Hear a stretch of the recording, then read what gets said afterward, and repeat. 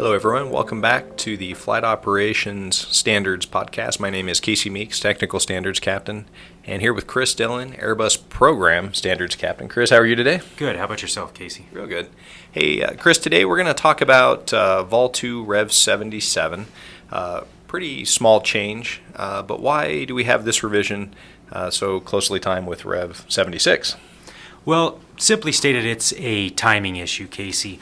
One of the things that we are going to have every single year from here on out is a revision coming out right about this time of year, and I, as such, want to plan it for the future when we do our scheduled revisions. But we are now an international code share carrier with Volaris Airlines. With that, we have to be an IATA member. In that, we have to do an IOSA audit every year. Every other year, so on the odd years like 2019, we have to do an external audit from an external vendor. Okay. And then on the even years of 2020, for example, we'll go through an internal audit right in the end of summer, early fall time every year. Well, this year we had our external audit. It was our first audit at Frontier Airlines. And with that, we had some findings that we needed to address. And that's primarily what this revision is. In fact, minus a few corrections, it's all due to IOSA. Okay, great. Well, let's just start stepping through the sections and talk about what changed. Let's see, in the forward, we had really just sort of a statement, right?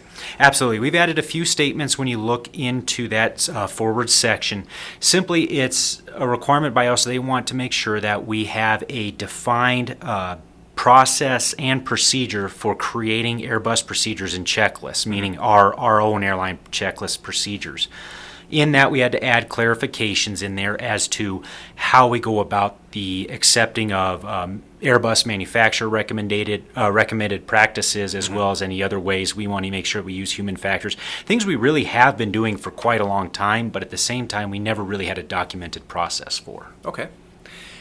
So the first section that we want to take a look at is the takeoff, section 315, 3.15. What changed here and was added?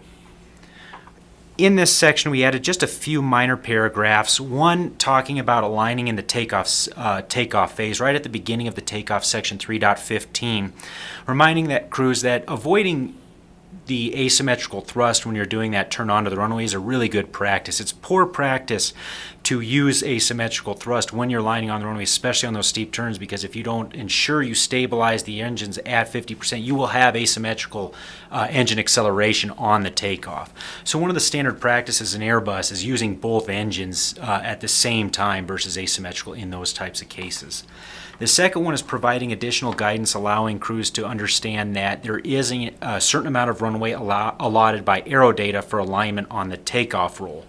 It's not that we have to use only the 75 feet or applicable that's used to align the runway, but that's what's just incorporated. So a great example, we take off a runway 34 left in Denver.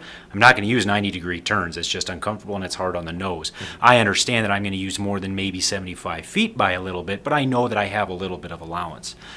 Great places like Trenton, I'm definitely going to use the 90-degree turn technique because it's a short runway, but I now know that it's also incorporated in the amount of runway alignment. Great. Chris, in section 3.15 cruise section, looks like we've updated guidance on flight progress to include monitoring fuel and time to identify trends. What's the point of this statement? We did. We actually revised it a little bit, made it a little bit more robust. One of the big differences in IOSA and IATA audits is that they are really built for international carriers and working throughout multiple phases of flight through different airspaces. So one of the things they're huge about is ensuring that you have enough fuel and that your flight time is correct.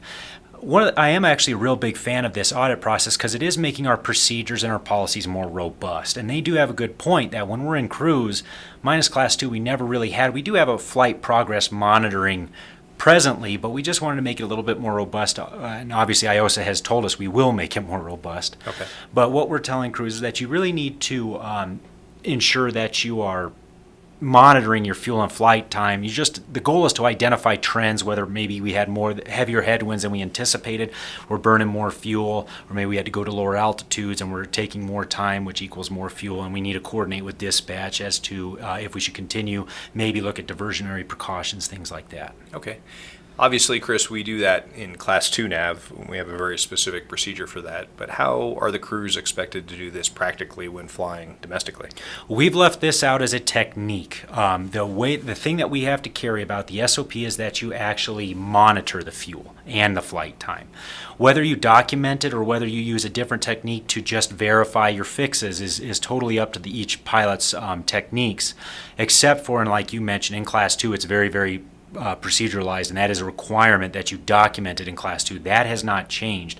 But in the en route phases of every other phase, we just want to ensure that crews are monitoring the fuel and flight time. Me personally, when I'm sitting around up there for a couple hours at a time, it gives me something to do, and it's kind of a fun, it creates kind of a challenge to yourself to see how efficiently you're operating the airplane compared to the plan that you're at. Cool. I think another technique that I really like is to, obviously we have a requirement to check our altitude every hour, right? Mm-hmm. Our RVSM checks. And I think a neat technique is to throw a time, a Zulu time, right in the flight plan. You can actually just type in a 4-digit Zulu time, drop it in the lateral side, and it actually puts it in as kind of a pseudo waypoint, right, that shows up on the flight plan. Yeah. Which is kind of a cool technique. So maybe a great reminder there to, to double check your fuel between a couple of waypoints to make sure that looks accurate as well. I completely agree. Chris, Section 4.30 now has a statement about flight crew incapacitation. What's our guidance on that now? This one was the actual only real change that came into Vol 2 that was not directed by IOSA and the IATA audit. It was actually come up by the flight attendant manual had a couple of differences than our manual. So I started auditing what we presently had in the crew incapacitation section and looked compared to the flight attendant manual as well as the FCOM the flight crew operating manual in Airbus, and we just merged all three together. We had a little bit of lacking information, so we wanted to align with Airbus and just ensure both the back end and the front end of the airplane know what to be doing in those kind of situations. Certainly. Chris, Section 5.20 ACAR's takeoff solution gives us the exact distance that we were talking about before for our aircraft lineup provision, right? What are those figures for each aircraft type? They are, for the 19, it uses 73 feet, for the 320, 80 feet, and for the 321, 95 feet. And in those cases, IATA just required that crews were provided the distance to be aware of. That way you knew that this is taking away that certain amount of money on your takeoff distance available for runway alignment. Not necessarily that you have to use only that. Great example, at 16,000 feet off of Denver 3-4 left, I know I've got plenty of runway. I'm going to get a nice smooth alignment.